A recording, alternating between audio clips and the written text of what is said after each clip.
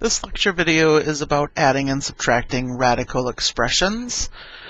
And so before you can add or subtract radical expressions, the radical part has to be exactly the same. It's just like treating it like a variable. So for our first example, negative 3 times the square root of 200 minus 5 times the square root of 8 plus 9 times the square root of 98. Before we can add or subtract any of this, we need to make sure that these square roots match exactly. So right now they don't match. We have a square root of 200, a square root of 8, and a square root of 98, and those need to match exactly. So we need to simplify those. And we looked at simplifying radicals in one of the previous lecture videos, so we're going to just factor 200 as 2 times 100. 100 is a perfect square, and I'll be able to take the square root of that. And 8 is 2 times 4. And 98 is 2 times 49. So now I'll have negative 3 from this negative 3 right here, and we can't take the square root of 2, but we can take the square root of 100. It's 10, and this is multiplication going on here, so it's going to be times 10, and then the 2 has to stay underneath the square root. And then minus 5, and we can take the square root of 4, it's 2. And then this 2 needs to stay underneath the square root. And then plus 9, and we can take the square root of 49, it's 7. And the 2 has to stay underneath the square root. So we'll just color code this a little bit. So we could take the square root of 100, it gave us 10. We could take the square root of 4, it gave us 2, and the square root of 49 was 7. So negative 3 times 10 is negative 30, and then times the square root of 2, minus, we have 5 times 2, so that's 10 times the square root of 2, and then 9 times 7 is 63, so plus 63 times the square root of 2. Now all of my square roots are the same. I have square root of 2 for each of them, and so we can add those. And you add just like if the square root were a variable. So we're going to add the number part that's out in front. So we have negative 10, negative 30, negative 10, and then positive 63. And that gives us a total of 23. And then times the square root of 2.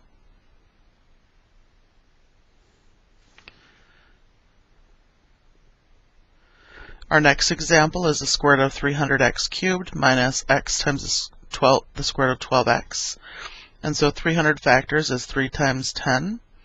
And to take the square root of x cubed, you can either take your root, which is 2, 2, and divide that into x squared, or you can just factor it just like we did the 300 as x times x squared, whichever way. And then 12 is 3 times 4.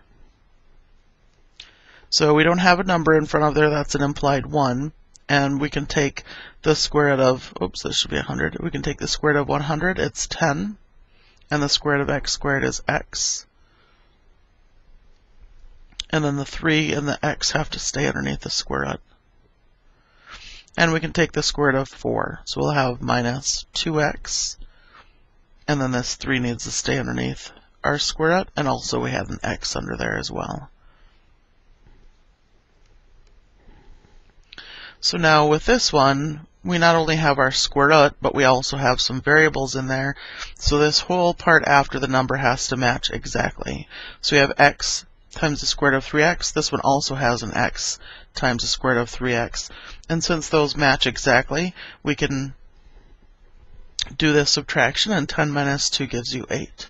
So it's 8x times the square root of 3x.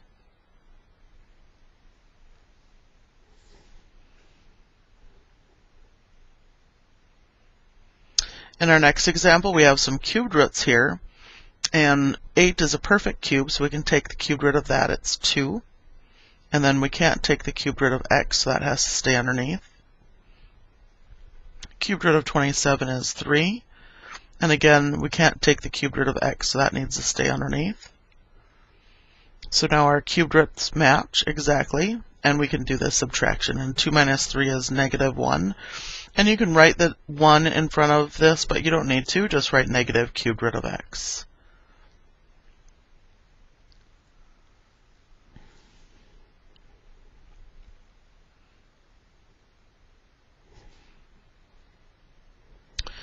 Our next example here, just be careful, this is really a cubed root, so be careful of that.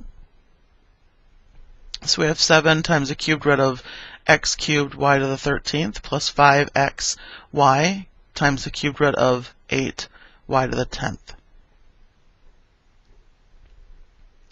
And we can take the cubed root of x cubed, it's x, so we have 7x, and then the 3 goes into the 13 4 times, so we can pull out a y to the 4th.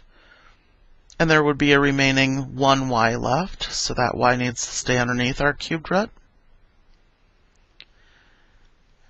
And then we have 5, and we can take the cubed root of 8, it's 2. And we have an x, and we have a y outside. And then 3 goes into 10 3 times, so we can pull out a y cubed here. And 1y is going to stay underneath because there would be a y remaining. So we have 7x y to the 4th times the cubed root of y plus 5 times 2 is 10, and then we have x, and y times y cubed is y to the 4th, and then times the cubed root of y. So now again, we have x y to the 4th cubed root of y, and x y to the 4th cubed root of y, and since those match exactly, everything but the number part, we can add them. And 7 plus 10 is 17, so we have 17x y to the 4th times the cubed root of y.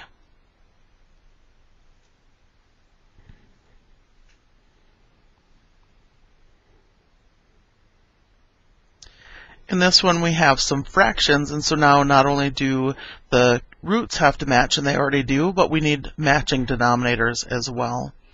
And so the common denominator between 3 and 15 is going to, or 3 and 5 is going to be 15. And we would need to multiply this by 5 to get 15 and multiply the 5 by 3. So I'm also going to need to multiply this numerator by 5 and this numerator by 3. So this is going to give me 10 times the square root of 2 on the top. And here I'll have 9 times the square root of 2 on the top. And now that our denominators match exactly and our roots match exactly, we can add these together. So I have matching roots on the top and also matching denominators. And when you're adding fractions, you add the numerators, and it all goes over your common denominator. So this is all going to be over 15, and 10 plus 9 is 19. So it's 19 square root of 2 over 15.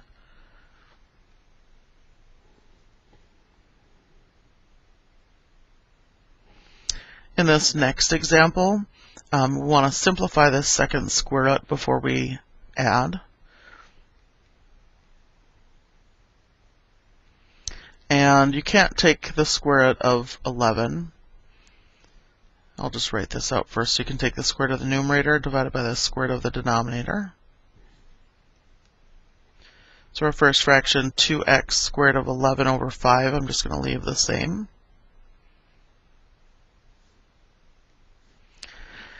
And square root of x squared is x, and we can't take the square root of 11, so that has to stay. And then the square root of 100 is 10. So everything after the number part needs to match exactly, and so on the top I've got that already. We have x squared of 11 here and x squared of 11 here. Now I need to make the denominators match, and I would need to multiply this by 2 in order to get the same denominator. So this fraction is going to become 4x times the square root of 11 over 10 plus x squared of 11 over 10. And so again, just to double check, so it's x squared of 11 and x squared of 11, and we also have 10 in both of our denominators. And so then we can add those two fractions together. And so we have 4 plus 1, that's 5x times the square root of 11 on the top, and we keep the same denominator of 10. Now notice 5 and 10 can be simplified. 5 goes into itself once and into 10 twice. And again, we don't usually write a 1 in front of our variable. You can, it's not wrong, but you don't need it. And so it's just x squared of 11 over 2.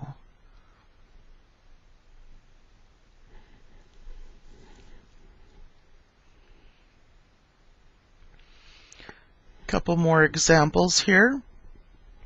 Our next one, again, be careful, this is really a fourth root, and so we have 10 times the fourth root of x to the 7th minus 2x fourth root of x cubed.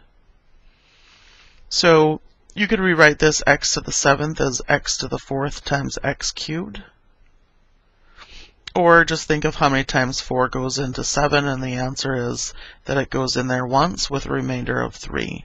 So that's going to simplify to 10x times the fourth root of x cubed minus 2x times the fourth root of x cubed. And again, we have x fourth root of x cubed, and here we have x fourth root of x cubed. And since those match exactly, we can add them together. And 10 minus 2 is 8, so we get 8x times the fourth root of x cubed.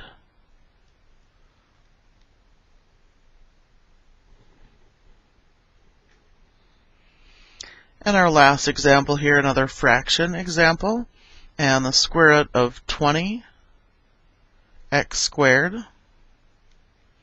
is square root of 20 over the square root of x, plus here we have square root of 5 divided by the square root of 4x squared. And 20 is 4 times 5, so that will simplify to 2 times the square root of 5. Oops, this should be x squared. And the square root of x squared is x,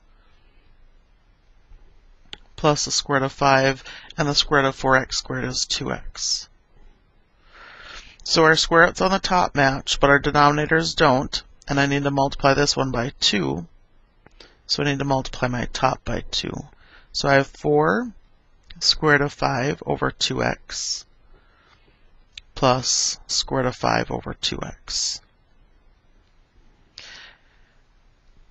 Now we have matching roots in the top, and we also have matching denominators, and so we can add. And so our denominator is going to be 2x, and we have 4 plus 1 gives us 5. So it's 5 square root of 5 over 2x for our final answer. And that's the end of this lecture video on adding and subtracting radicals. Let me know if you have any questions. Thanks.